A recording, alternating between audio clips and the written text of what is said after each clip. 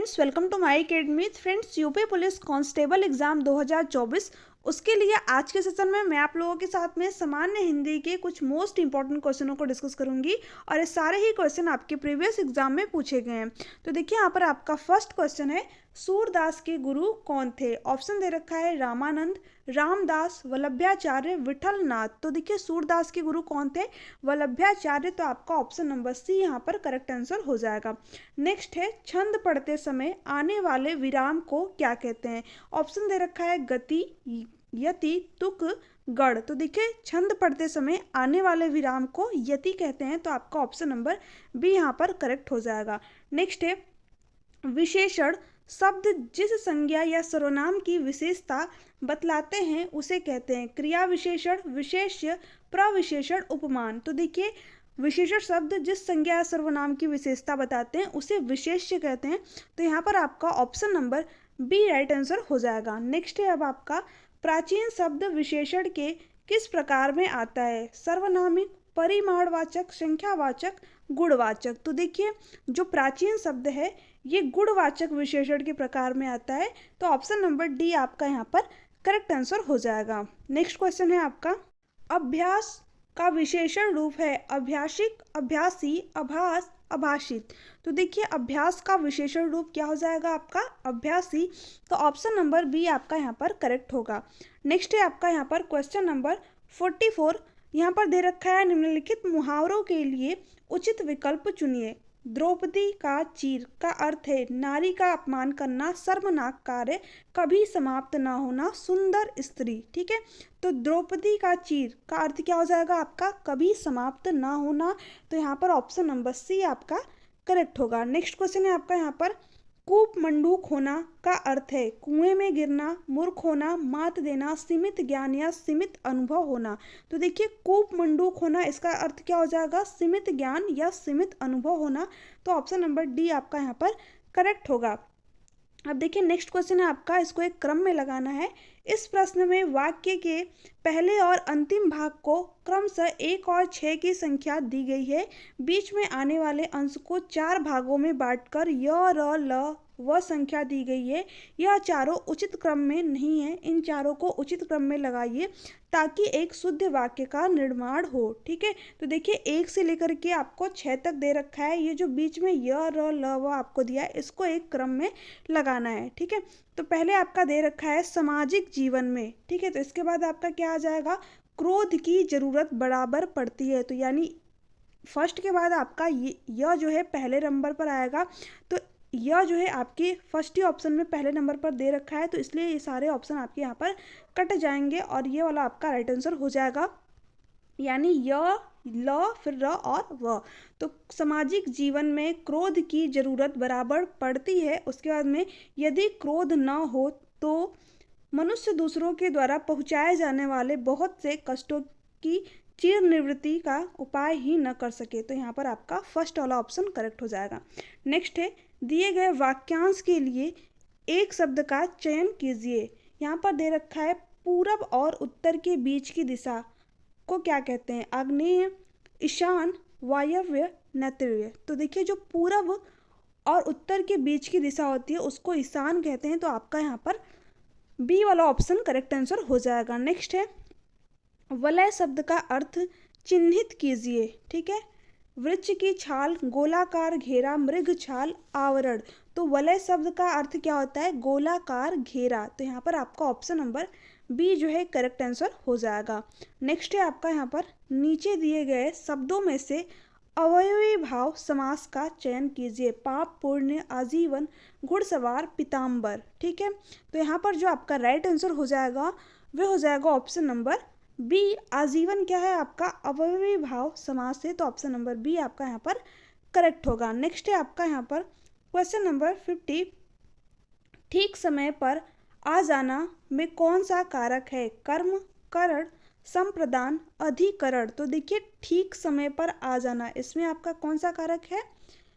अधिकरण। तो option number D आपका यहाँ पर करेक्ट आंसर हो जाएगा। अब नेक्स्ट है आपका यहाँ पर, मंदिर, मदिरा युग्म का उपयुक्त अर्थ वाला युग्म कौन सा होगा? पूजा घर, पुजारी, घर, सवारी, गुफा, बड़ी गुफा, देवालय, अश्वशाला। ठीक है, तो देखिए एक मंदिर आपका होता है, इसके मीन्स होता है दिवालय या फिर पूजा घर। ठीक है, और दूसरा जो मदिरा आपका होता है इसके मीन्स क्या होता है, अश्वशाला। तो इस ये आपका ऑप्शन नंबर डी में दे रखा है, तो डी यहाँ पर आपका करेक्ट होगा। नेक्स्ट है, निम्नलिखित में से मिश्र वाक्य है, मेरे आते ही वर्षा होने लगी, उसके जाने के बाद वर्षा होने लगी, वह घर से निकला और वर्षा होने लगी, ज्यों ही वह घर से निकला वर्षा होने लगी।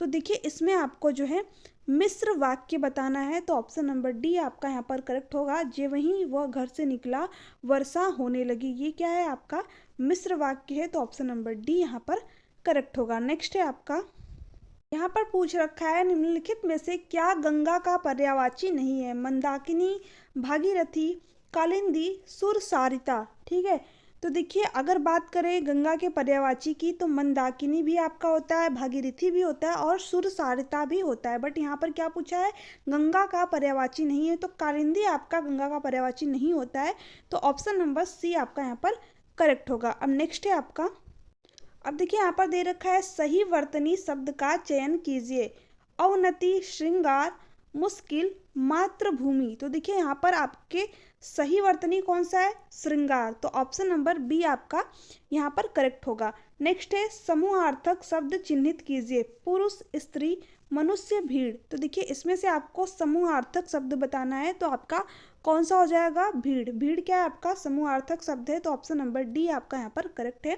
नेक्स्ट है आपका आंशिक शब्द में प्रत्यय क्या है, अ, क, इक, शिक। ठीक है, तो आंशिक शब्द में आपको प्रत्यय यहाँ पर बताना है, तो कौन सा है, सी, क्योंकि प्रत्यय क्या होता है जो बाद में लगता है शब्द के, तो यहाँ पर आपका सी वाला ऑप्शन करेक्ट हो जाएगा, इक। ठीक है, नेक्स्ट है आपका, अब यहाँ पर क्वेश्चन नंबर 64। देखिए यहाँ पर क्या दे रखा है, नीचे दिए गए वाक्य में त्रुटिपूर्ण खंड को चिन्हित कीजिए, यदि कोई त्रुटि न हो तो डी भाग को चिन्हित कीजिए। तो देखिए इसमें दे रखा है पुलिस द्वारा चोरी का माल बरामद हो गया, कोई त्रुटि नहीं, तो इसमें त्रुटिपूर्ण खंड क्या हो जाएगा आपका, सी वाला। ठीक है, हो गया, तो यहाँ पर आपका सी वाला जो है त्रुटिपूर्ण खंड है, तो यहाँ पर ये राइट आंसर हो जाएगा। नेक्स्ट है वर्धुर्मी का संधि विच्छेद है, तो यहाँ पर आपको बताना है वर्धुर्मी का जो है संधि विच्छेद आपका क्या होगा, वधुधन उर्मी, तो ऑप्शन नंबर बी आपका यहाँ पर करेक्ट हो जाएगा। नेक्स्ट है भिन्नार्थक शब्द का चयन कीजिए, पावक, अनिल, अनल, कृषाणु। ठीक है, तो यहाँ पर आपको भिन्नार्थक जो है शब्द बताना है, तो देखिए अनिल जो है आपका यहाँ पर भिन्नार्थक शब्द हो जाएगा, क्योंकि पावक, अनल और कृषाणु तीनों ही क्या है आपके अग्नि की पर्यायवाची है, बट अनिल किसका है, आपके हवा का। ठीक है, तो इसलिए यहाँ पर ये भिन्न हो जाएगा, तो ऑप्शन नंबर आपका बी यहाँ पर करेक्ट होगा। नेक्स्ट है हर्ष का विलोम बताइए, खुशी, विषाद, उल्लास, आनंद। तो देखिए हर्ष शब्द का जो विलोम है आपका क्या होगा, विषाद, तो ऑप्शन नंबर बी यहाँ पर जो है बी करेक्ट हो जाएगा। नेक्स्ट है यहाँ पर आपका गंदा, मैला, मलिन किस शब्द के पर्यायवाची हैं, प्रलय, धवल, पंकिल, पामर। तो देखिए गंदा हो गया, मैला हो गया, मलिन आपका हो गया। ठीक है, ये किसका पर्यायवाची है, पंकिल का, तो यहाँ पर आपका ऑप्शन नंबर सी जो है करेक्ट आंसर होगा। नेक्स्ट है अब आपका क्वेश्चन नंबर 69, कर्कश का विलोम नीचे दिए गए विकल्पों में से चुनिए, कठोर, विवेकी, मधुर, विनम्र। तो देखिए कर्कश का जो है आपका विलोम क्या होगा, मधुर। ठीक है, तो ऑप्शन नंबर सी आपका यहाँ पर करेक्ट होगा।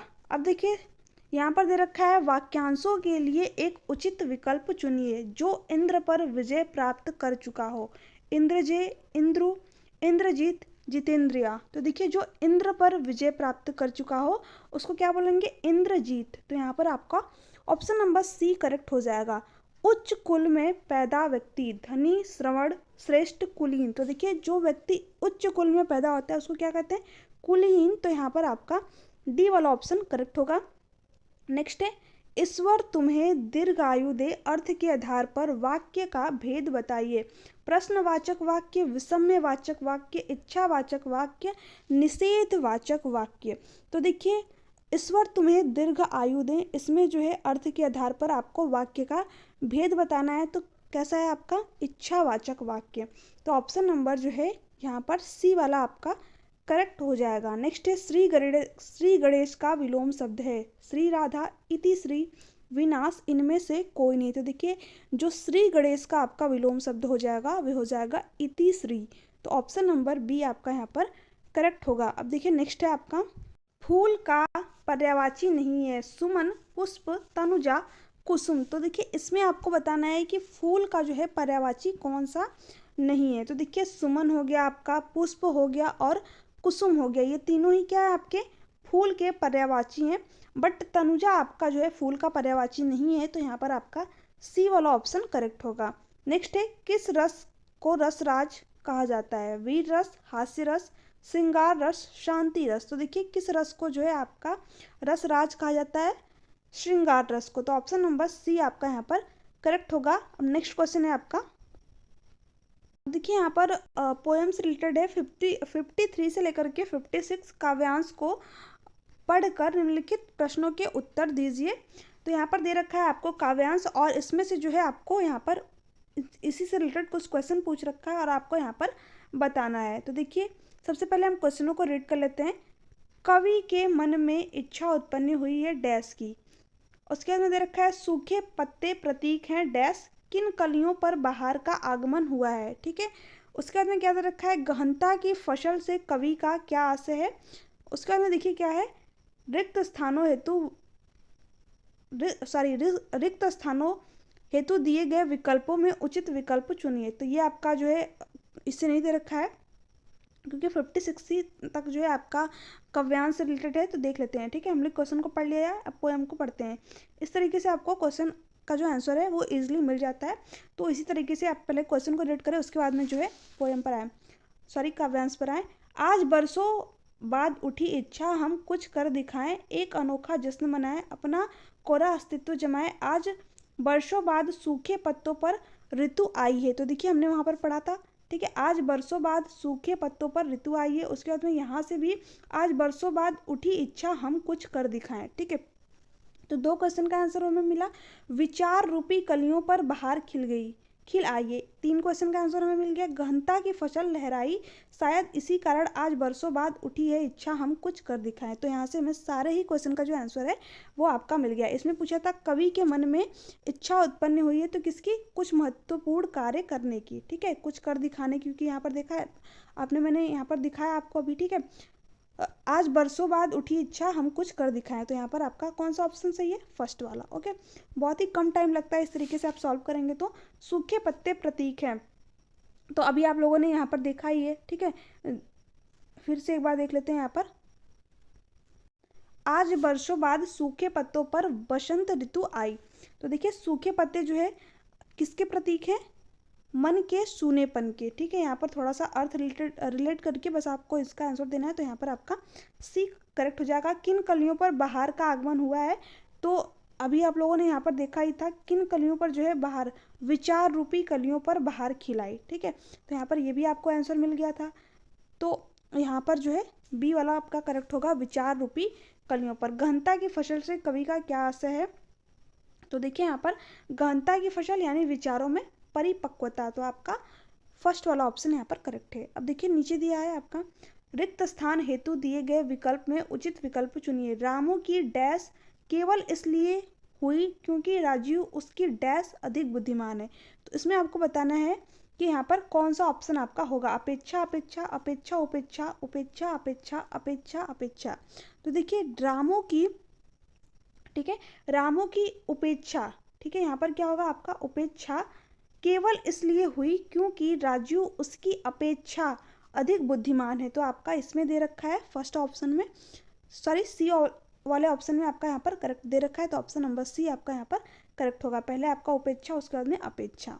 नेक्स्ट है निम्न पंक्तियों में से सही अलंकार का चयन कीजिए। पानी विच मीन प्यासी मोही सुनी सुनी आवे हासी, विभावना अतिशयोक्ति विशयोक्ति उपमा। तो इसमें आपको बताना है कि कौन सा जो है अलंकार होगा।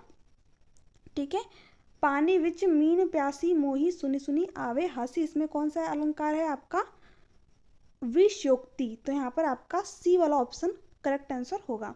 नेक्स्ट है आपका निम्नलिखित विकल्पों में से किस विकल्प में सभी शब्द व्यक्तिवाचक संज्ञाएं हैं। राम रामचरितमानस गंगा, कृष्ण कामायनी मिठास, लखनऊ आम, बुढ़ापा ममता, वकील पुस्तक। तो देखिए इसमें से आपको क्या बताना है कि किस विकल्प में सभी शब्द विकल्पों में से किस विकल्प में सभी शब्द व्यक्तिवाचक संज्ञाएं हैं। तो किसमें है आपका राम रामचरित मानस और गंगा, ये तीनों ही क्या है आपकी व्यक्तिवाचक संज्ञाएं हैं। तो आपका यहाँ पर फर्स्ट वाला ऑप्शन करेक्ट होगा। अब देखिए नेक्स्ट है आपका यहाँ पर निम्नलिखित में से क्या गंगा का पर्यायवाची नहीं है। तो ये 7 क्वेश्चन आपका हो चुका है, फिर भी देख लेते हैं। मंदाकिनी, भगीरथी, कालिंदी, सुचारिता। तो देखिए ये तीनों ही आपकी जो गंगा की पर्यायवाची है, मंदाकिनी भी, भागीरथी भी और सुरसारिता भी, बट कालिंदी आपका गंगा का पर्यायवाची नहीं है। तो आपका ऑप्शन नंबर जो है सी यहाँ पर करेक्ट होगा। अब नेक्स्ट है आपका यहाँ पर क्वेश्चन है निम्नलिखित में से किस विकल्प में सभी शब्द भाववाचक शब्द हैं। ऑप्शन दे रखा है आपको अमीर गरीब, समूह मिठास, जवानी खटास, पुस्तक गंगा, रसीला कड़वाहट, बुढ़ापा उन्नति, धैर्य चालाकी, उदासी सूर्य। तो ये क्वेश्चन आज का आप सभी के लिए, आपको इसका आंसर जो है नीचे कमेंट सेक्शन में कमेंट करके बताना है कि इनमें से जो है कौन से ऑप्शन में सभी शब्द भाववाचक संज्ञा शब्द है। ठीक है, तो आपका जो है ये क्वेश्चन आप सभी को नीचे कमेंट सेक्शन में कमेंट करके इसका आंसर जरूर देना है। और आज का क्वेश्चन आप सभी को कैसा लगा नीचे कमेंट सेक्शन में कमेंट करके जरूर देगा। वीडियो अच्छी लगी तो चैनल को सब्सक्राइब कर लीजिएगा, बेल आइकन को प्रेस कर दीजिएगा ताकि जो वीडियो की नोटिफिकेशन है वो आप तक पहुँच सके। अगर आपको इसका PDF चाहिए तो टेलीग्राम चैनल पर आपको इसका PDF मिल जाएगा। ठीक है, तो मिलते हैं आपसे नेक्स्ट वीडियो में नेक्स्ट क्लास के साथ में। तब तक के लिए bye bye, take care, thanks for watching me.